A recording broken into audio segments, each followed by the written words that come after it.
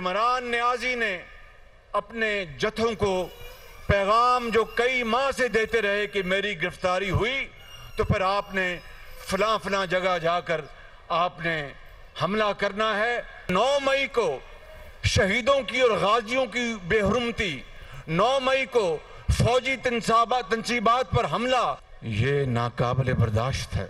ये कौम का फैसला है कि कानून और आइन के मुताबिक इन तमाम जत्थे वालों को, चाहे वो मंसूबा बंदी में शामिल थे, चाहे वो उकसाने में शामिल थे, चाहे वो हमला करने में शामिल थे, किसी से कोई रियायत नहीं बरती जाएगी और जो कसूरवार हैं उनको किसी सूरत भी उनको माफ़ी नहीं मिलेगी। आइन और कानून अपना रास्ता लेगा। आइन और कानून अपना रास्ता लेगा। 9 मई को मुल्क में दरिंदगी दिखाई गई। इमरान नियाजी कई दिनों से पैगाम दे रहा था कि पकड़ा गया तो फलां जगह हमला करना है। अफवाज पाकिस्तान के खिलाफ कोई नारा नहीं लगने देंगे। कानून हर सूरत अपना रास्ता बनाएगा। जत्थों और उनके सहूलतकारों को किसी भी सूरत मुआफी नहीं मिलेगी। जिम्मेदारों को सजा मिलकर रहेगी। शुहदा की अजमत कौम के दिलों में है और हमेशा रहेगी। वजीर आजम का कन्वेंशन से खिताब। हमारे शुहदा हमारा फख्र, अर्ज़ पाक की हिफाजत के लिए जानों के नजराने पेश करने वालों को सलाम। इस्लामाबाद में यकजहती शुहदा कन्वेंशन, अपनी लाजवाल कुर्बानियों से कौम का कल महफूज बनाने वालों को शानदार खिराज अक़ीदत पेश। शहबाज शरीफ की बतौर मेहमान खुसूसी शिरकत, वफाकी वज़रा और शुहदा के लवाहिकीन भी मौजूद। कौम का मादरे वतन के लिए जाने कुर्बान करने वाले सपूतों को खिराज अकीदत। यौम तकरीम शुहदा पाकिस्तान कल मनाया जाएगा। पाक धरती के लिए नजराने पेश करने वालों के अहले खाना को भी कुर्बानी पर नाज।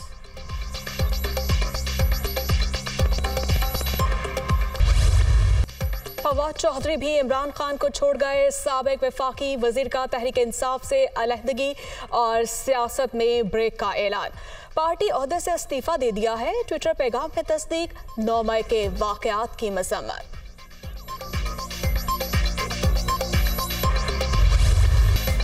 हुकूमत का तहरीक इंसाफ पर पाबंदी लगाने पर गौर। मुख्तलिफ मामलात का जायजा। 9 मई के वाकयात में मुलव्विस शरपसंद घनौने मकासद के तहत हमलावर हुए। गिरफ्तार होने वाले एतराफ़ कर रहे हैं जलाओ घेराव की मनसूबाबंदी पहले से की गई थी। अस्करी तंसीबात को निशाना बनाना इमरान खान का आखिरी हरबा था। ऐसे अज़ाइम सिर्फ भारत के हो सकते हैं, किसी और के नहीं। वज़ीर दिफा ख्वाजा आसिफ की मीडिया टॉक।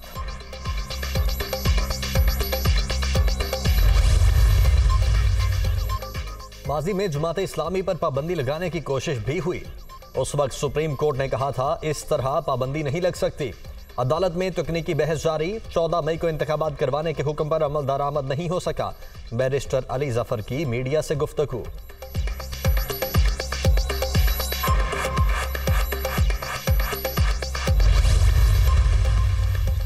अदलिया ने नजरिया जरूरत ईजाद किया। लाडले को सादिक और अमीन का सर्टिफिकेट दिया गया।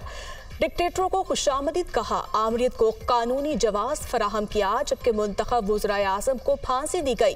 झूठे मुकदमात में जेलों में भी डाला गया।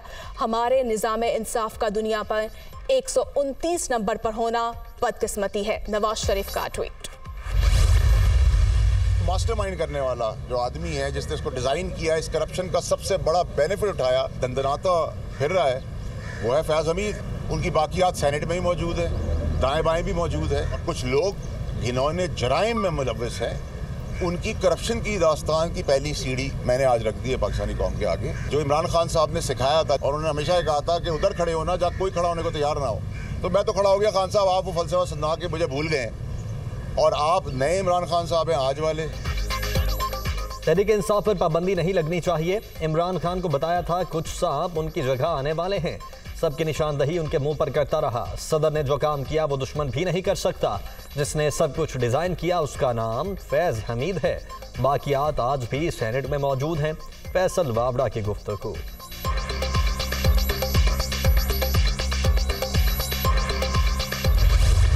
जबरदस्ती जबरी शमूलियतें करवा के आपकी पार्टी को और आपको लीडर बनाने की कोशिश की गई। आप एक चीज भी नहीं गिनवा सकते कि आपने इस मुल्क के लिए कुछ दिया हो। यस, आपने दिया है, मैं बताऊं, आपने इस मुल्क को बदतमीजी का तूफान दिया है और आप समझ रहे थे कि जी आप वाकई लीडर बन गए।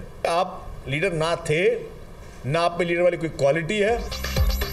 तहरीक इंसाफ में लोगों को जबरी तौर पर शामिल कराया गया। जिस तरह ये लोग आए थे अब उसी तरह वापस जा रहे हैं। इमरान खान ने नौजवान नस्ल को गालम गलोच के सिवा कुछ नहीं सिखाया। उनमें लीडर वाली कोई भी खूबी नहीं। सफारती महाज पर भी पाकिस्तान की साख खराब की गई। शर्जील मेमन की न्यूज़ कॉन्फ्रेंस।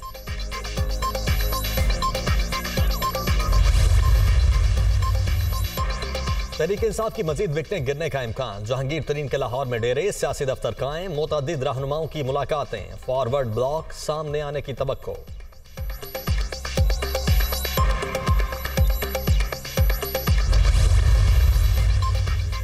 तहरीक इंसाफ के रहनुमाओं की गिरफ्तारियों का मामला पुलिस ने नाम ECL में डालने की सिफारिश कर दी। वजारत दाखिला को बाज़ाब्ता दरखास्त भिजवा दी गई। राजा खुरम नवाज, अखलाक आवान और अली आवान भी शामिल।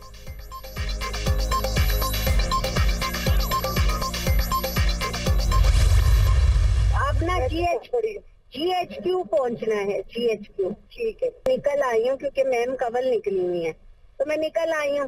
तो अब मैंने तुझे सिर्फ ये बताना था, फैजाबाद वगैरह में आदमी जा रहे हैं, GHQ की तरफ मैम कवल ने कहा है कि आना है। GHQ पर हमले में मुबैना किरदार कमल शौजिब ने जनरल हेडक्वार्टर्स पहुंचने का कहा। साबिक MPA फराह ने पैगाम आगे पहुंचाया। PTI की खवातीन रहनुमाओं की मुबैना ऑडियो लीक।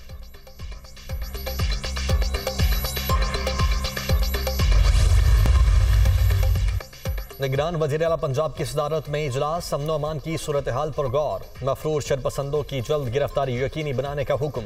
सहूलतकारों के खिलाफ क्रैकडाउन के हवाले से ब्रीफिंग। दहशतगर्दी वाक़यात में मुलव्वस हर मुलजिम जेल जाएगा, मोहसिन नकवी का अज़्म।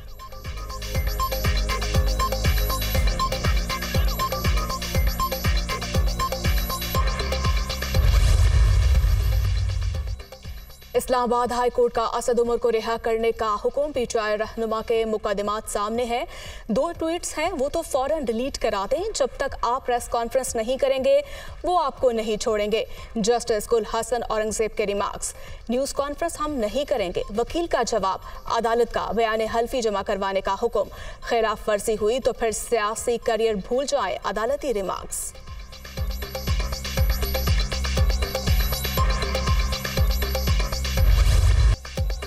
पंजाब में इंतखाबात के मामले पर इलेक्शन कमीशन की नजरसानी दरखास्त पर समाअत। इंतखाबात की तारीख देने का मामला पहली बार अदालत आया। तलोर शिकार केस में भी अदालत ने अपने हुक्म पर नजरसानी की। जजेस केस में भी फैसला तब्दील किया गया। ECP वकील के दलाइल, सियासी जमातों के मफादात कहीं और जुड़े हुए थे। कानूनी निकात पर दलाइल के बजाय बेंच पर एतराज किया गया।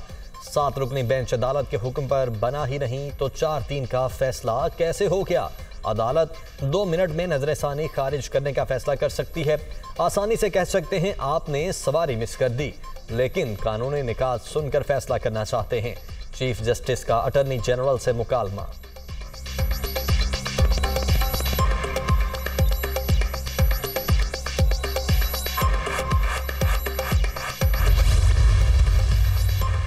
ऑडियो लीक्स की तहकीकात में अहम पेशरफ्त। वफाकी हुकूमत ने अहम टेप्स इंक्वायरी कमीशन को फराहम कर दी। ऑडियोज के साथ मजाज ऑफिसर के दस्तखत से ट्रांसक्रिप्ट भी जमा करवा दिया गया।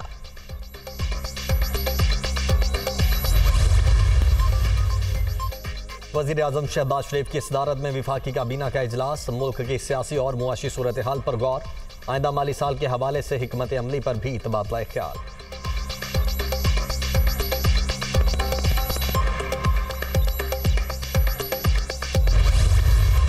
सबको पता है कि मुश्किलात थी और हैं, और उसमें एक सबसे बड़ा जो मुश्किल तरीन एरिया है वो एक्सटर्नल फाइनेंसिंग का एरिया है। कई सालों के बाद अब पहली दफ़ा पिछले 2 महीने में करंट अकाउंट डेफिसिट की बजाय करंट अकाउंट सरप्लस में आए हैं। अल्हम्दुलिल्लाह we are totally in position कि हमें कोई डिफॉल्ट का खतरा है। पाकिस्तान बिल्कुल डिफॉल्ट नहीं करेगा। चैलेंजेस के बावजूद मुआशी बेहतरी के लिए दिन रात कोशिशें जारी। पाकिस्तान किसी भी सूरत डिफॉल्ट नहीं करेगा। वजीर खजाना इसहाक डार का तकरीब से खिताब।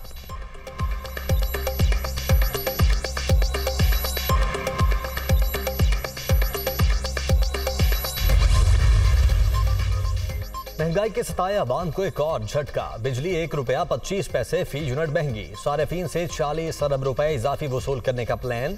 कीमतों में इजाफा जनवरी था मार्च फ्यूल एडजस्टमेंट की मद में किया गया। इतलाक जून से सितंबर तक होगा।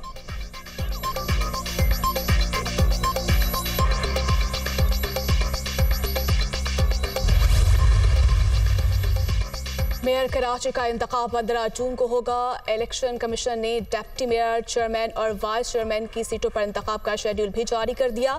कागजात नामजदगी 9 और 10 जून को जमा होंगे।